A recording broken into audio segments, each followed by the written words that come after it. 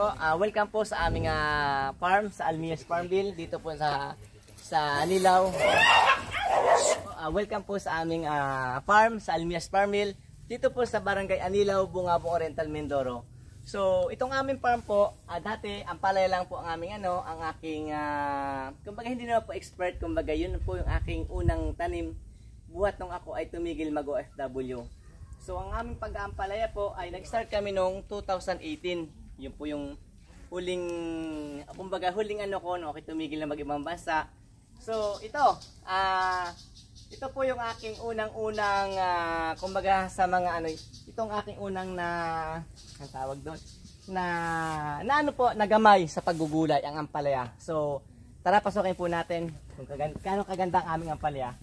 So, ang aming pong ampalaya, kaya kita nyo po, organic po talaga siya. Magmula po sa land preparation, ang aming pong land preparation ay gumagamit po kami ng chicken manure. So, ang chicken manure po, kumukuha po kami dito po sa Oriental Mindoro, medyo kakonti, so Batangas pa po kami nang gagaling kumukuha. So, kita nyo po yung mga bunga. Yan po, yan.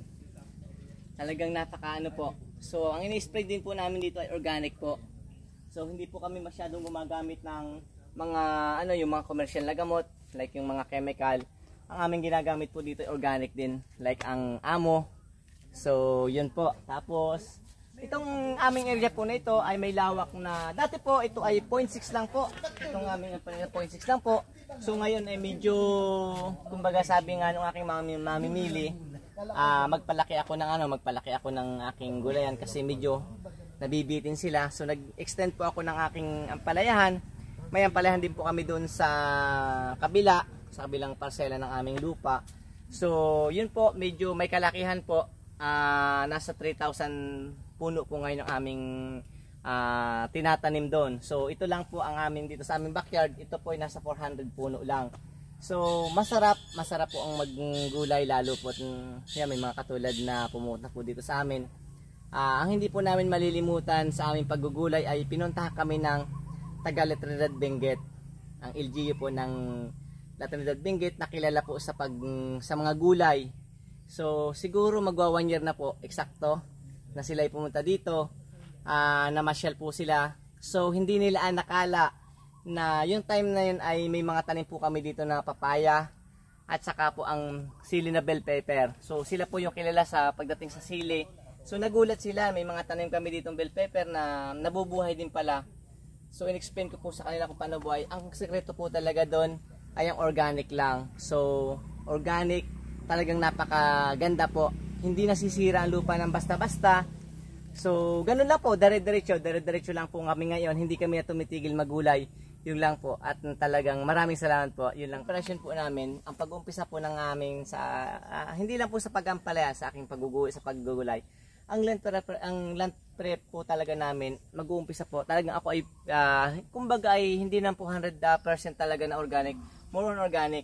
So ang ginagawa po, order muna po ako ng chicken manure. O kung walang chicken manure, gumagawa po ako ng paraan. Like po ang cow dung, yung tae na tuyo ng baka. So malapit lang po kami, may mga kinukunan ako dito sa likod. So yun po, ang kalimitan ko pong ginagamit ay ang talagang chicken manure na tuyo na. So bago po ako mag-prepare, like for example, wala pa po itong plat na ito, patag pa po siya. Ibubuhos ko na po yung tuyo na chicken manure sa lupa. Pagkabuhos ko po nyo, halimbawa po itong aking part na ito, itong area na ito, nasa 0.6, lalagyan ko po ito ng mga 30 to 50 sako ng tuyong ipot ng manok. Ibubuhos ko na po siya. May mga tao rin po ako na inuupahan dito. May dalawa po akong regular. Ang maganda rin po sa aking farm ngayon, may mga pumapasok na estudyante. Hindi po talaga pasok as in galing sa school. Nag-e-extra sila dito sa akin. Nakikiusap, kuya, baka pwede ako mag-extra sa iyong farm. Baka pwede kaming kahit na maliit lang yung sweldo. So, ang masarap doon, nakakatulong ako sa kanila. Natutulungan nila ako. So, allowance. Every Saturday po yon and Sunday. So may mga estudyante ako dito, like nagpo-pruning po ng mga So, yun nga po, balik tayo sa land preparation. So pagkatapos po nung may balagay mga organic, ipaparotobator ko po siya. Nag-hire po ako ng traktura. And then yung traktura pong yon, pinadudurog ko siya hanggang mix na mix. And then pagkatapos po nun, doon ko na po papaplat.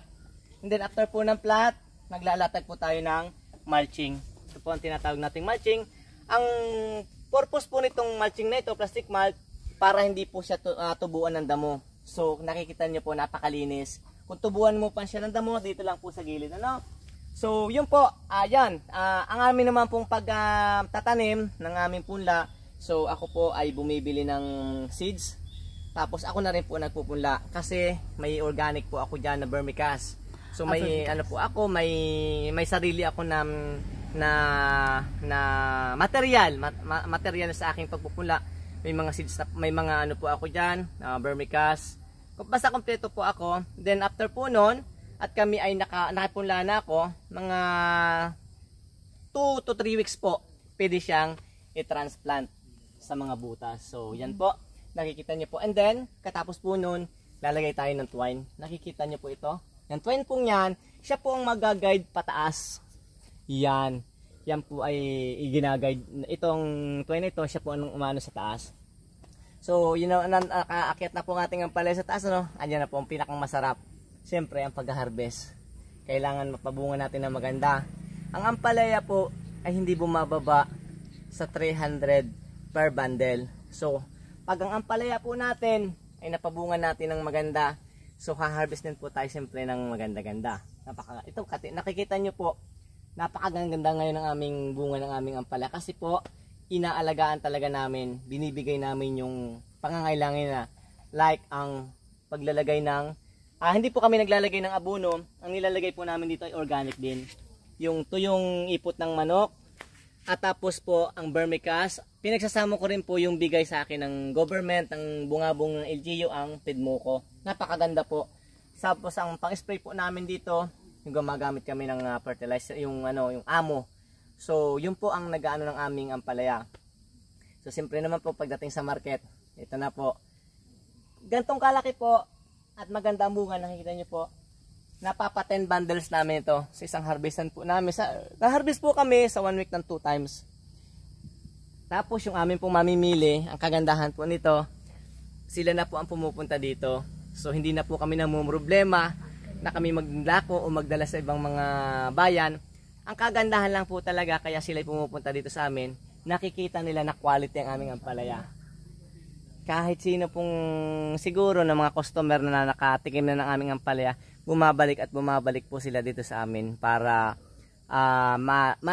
matikman yung aming ampalaya. Kasi nga po, more on organic, hindi ko naman po sinasabi doon sa ibang mga farm ay hindi ganun kaano ang ampalaya. Pero yung aming ampalaya po, nandun po yung quality ng bunga. Ito naman po, halimbawa, nagkaroon po ng sakit ng aming ampalaya. So magkakaroon na, hindi naman po naiwasan na hindi talaga magkaroon ng sakit ng aming ampalaya. So ang ginagawa namin po, like ang example ko pong na-encounter dito, yung tinatawag na fungus, bacteria sa lupa. So may mga diskarte po ako na ginagawa. So ang ginagawa ko po pag may time na nagkasakit, para pong hayop, ito po, like example, ito po ay nagkasakit. Ito po ay bubunutin ko na. So, para po hindi madama yung dalawa, tapos lalagyan po namin ito ng gamot. Lalagyan ko po siya ng gamot na ang gamot sa lupa para hindi na siya mahaway. Kasi yung ugat po nito at saka ugat magsasalubong po siya. So, ganun po yung aking sekreto. Isasakri po sa potat, bunutin na po natin ito pag may sakit para hindi na po mahaway yung dalawa. So, yun lang po yung aking masasabi sa aking paggugulay. So, ang paggugulay po pala, sa amin, sa aking pamilya, nung ako'y tumigil mag-ibang bansa, hindi ko po talaga siya, kumbaga, in-expect na ito yung aking magiging buhay. Ako ay OFW ng 11 years sa Middle East, sa Saudi Arabia. Ako po hindi agriculture, ako po ay graduate ng automotive. Ako po ay automotive technician po ako ng sasakyan, no? Napakalayo po. Ako po ay, nung ako'y nagbabakasyon dito sa aming dito, kasi ito ay lupa ng misis ko. Sabi ko dun sa misis ko, hindi ko nasumagi sa utak ko na ako'y magiging isang farmer. Hindi naman po success, kumbaga utay-utay namin. Itong paggugulay ko, sabi ko ay hindi ko magiging linya. Kasi nga ako'y malayong malayo. Pero nung ako po ay nakasubok at nakikita ko na nagiging maganda, siguro ay naging masipag lang talaga din ako o hindi ako tumigil dun sa pag-ano ko hanggang sa napaganda ko nga itong aming gulayan. So, ito na po, kumbaga napakasarap. Kasama ko yung pamilya ko. Tinatanong nga nila sa akin dati, napakabata mo pa, bakit nagtumigil ka na mag-ibang bansa? Yung aking ibang mga katrabaho ay nagsabi niya, Tol, pre balik ka kasi iba yung kita sa Pilipinas at dito sa ibang bansa, iba nasa Europe na, iba nasa andun pa rin sa aking company. So ito lang sabi ko sa kanila, sabi ko masaya na ako dito kahit maliit ang kita ko. Happy ako, kasama ko yung pamilya ko. Saka hindi ko naman sinasabing stable na talaga ako kasi mahirap magbitaw ng salita na stable. Kumbaga ay sabi ko kayo ay nag-uumpisa pa lang mag-ipon para kayo ay magkaroon ng siguro in lahat naman pinapangarap natin na pagdating ng panahon o oras ay kayo titigil din mag-ibang bansa. Sabi ko ako medyo okay na ako, masaya na ako dito. Kumbaga pagyayamanin ko lang ito kahit maliit ang kita ko. So sabi nila sa akin, tama ka kasi kami dito kami sa ibang bansa para mag-ipon para pa sa pangarap namin. Ako nag-uumpisa na ako, kumbaga kahit ako'y bata pa tumigil, ito na nag-uumpisa. May umpisa na ako kahit na kumbaga papangatin ko na lang kasama yung pamilya ko. So yun lang po at maraming salamat. Ang ginagawa namin, ang iba po, yung ibang mga farmer katulad ko po, ang ginagawa ko po sa una, siyempre dito, pag mga 1 week, 2 weeks dito pa po kami sa loob ng butas. So, direct sa puno.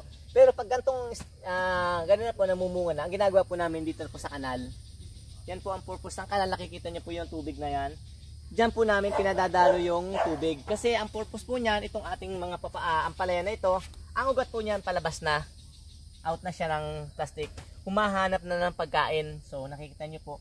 So, pag po may tubig na, ito po may example tayo dito, may mga ugat na siya. So, yan mga ugat na niya. Ang tubig po, yan yung nagpapalamig sa kanila. Yan yung ugat na yan. Yan. Nakikita niyo po yung ang ganda po. Yan kasi ang gusto ng ampalaya, medyo matubig. Kaya, siya, hindi stress. Pag asin talagang napakaganda po ng quality ng ampalaya at naka-organic, hindi mo siya inaabunuhan. Kami po ay nakaharvest ng isang peraso dito. Hindi naman po talaga isang peraso. Kami po ay nagdala sa City Hall ng aming lalawigan dito sa amin sa Oriental Mindoro. Kumbaga ay nagkaroon ng parang hindi naman po derby, kumbaga ay competition sa pagandahan ng isa po kami sa nagdala.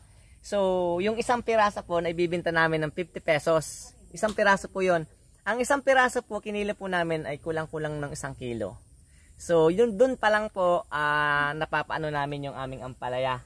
Kumbaga ay yung haba pa, ang haba niya ma'am siguro mga 3 to 4 na dangkal po yon. So tapos yung size niya hindi ko lang po masabi kung gano'ng basta almost 1 kilo po yung isang piraso niya.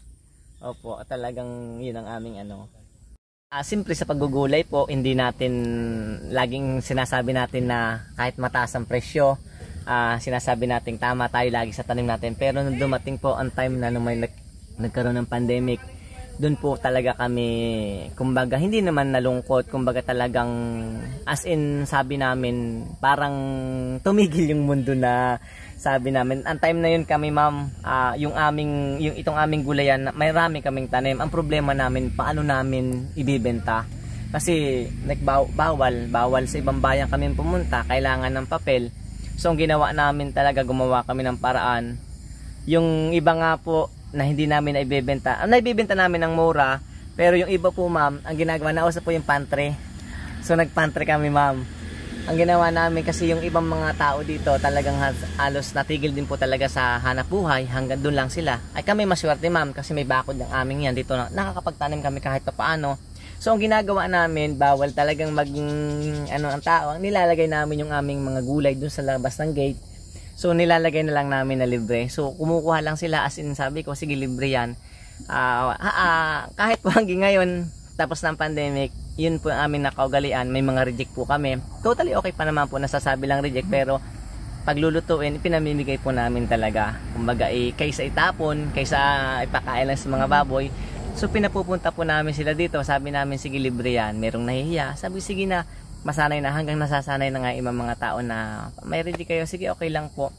Kasi yun nga na ano na sila sanay sa amin. Yun lang po. Ang mabilis ang tip ano sa ampalaya po or ini plant na nakabag no. So nakikita niyo po itong twine na ito. May purpose po siya. Yan. Ito yung mabilis ang tip lang po sa ampalaya.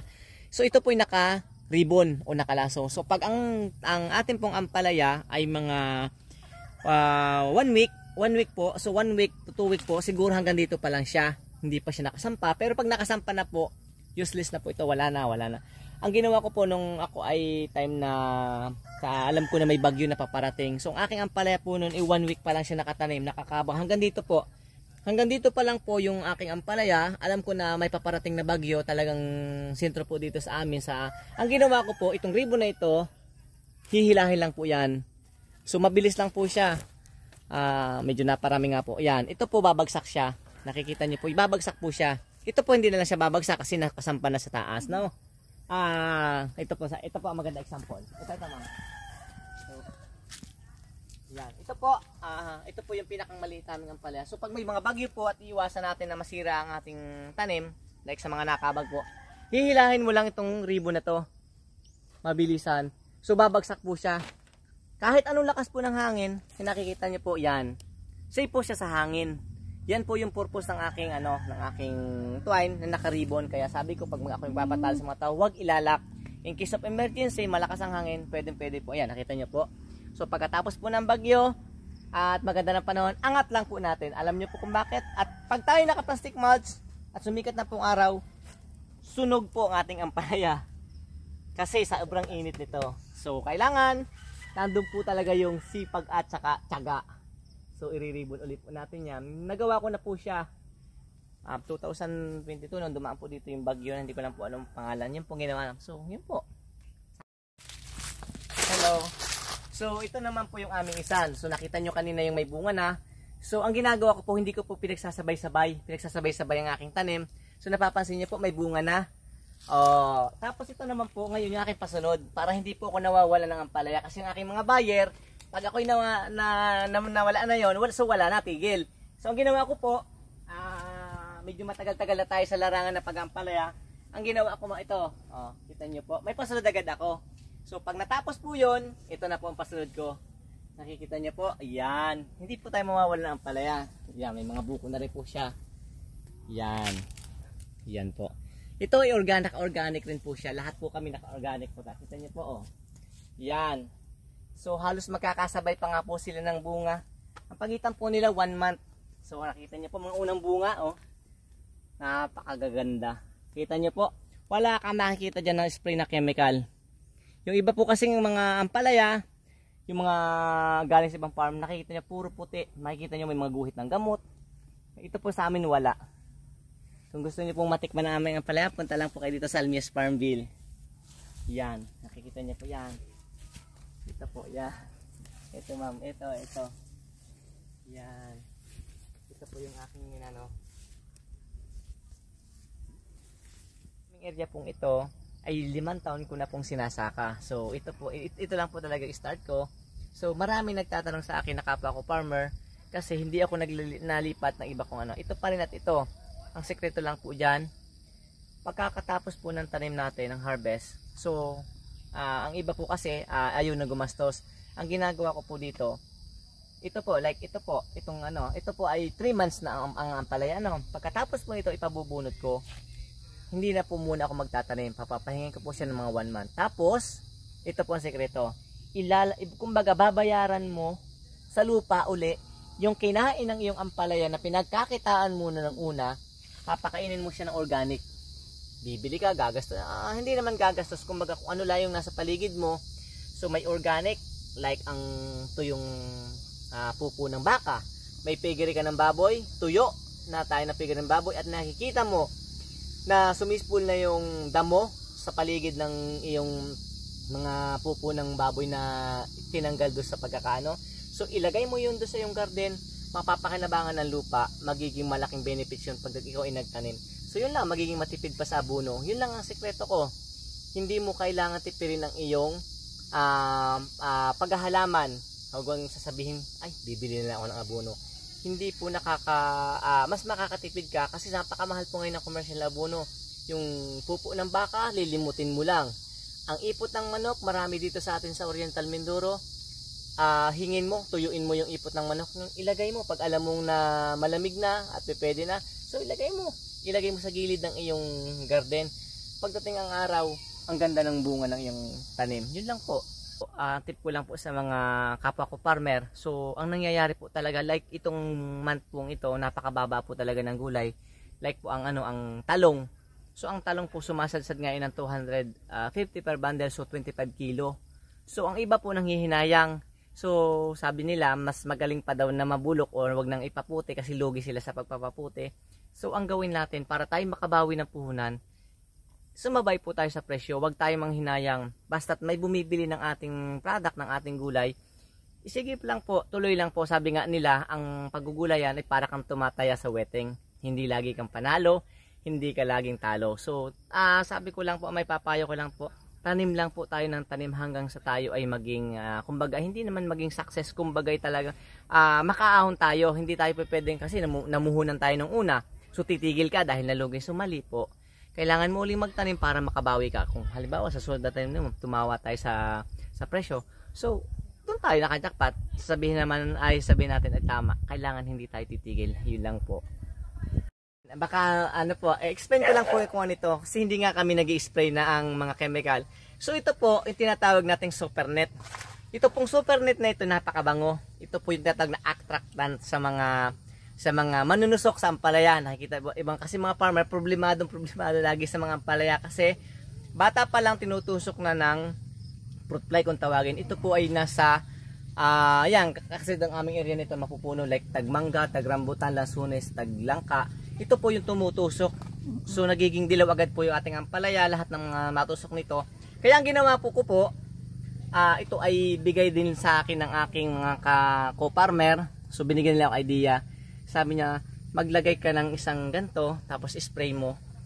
Yung super net po ang tawag doon. So yan na po, napakabango na.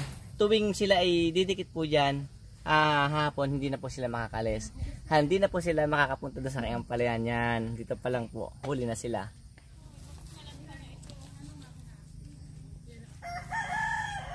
Yan, ito po yung aming seedlings. So may mga seedlings din po kami. Ito po ay totally sideline ko lang. So yan po. Yan, napakita po, napaka-quality. So yan sinasabi ko sa inyo. Yun, may mga organic po ako na pampunla. Yung kain ng bulate. So yung vermicast po. Yun lang po.